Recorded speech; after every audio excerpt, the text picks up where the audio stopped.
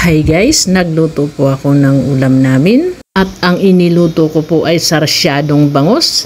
Tignan nyo naman yan, sa tingin pa lang ay masarap na at lalo na kung matitikman nyo pa. Luto ko po yan. At kung paano ko ginawa, eto po yun. Yung binibilhan ko ng bangus, hindi daw sila naglilinis kaya inuwi ko na lang sa bahay at ako na lang ang naglinis. Nilubog ko po sa tubig para hindi magkalat at lumipad-lipad ang kaliskis. Ayan na. Natapos na din. Titimplahan ko na.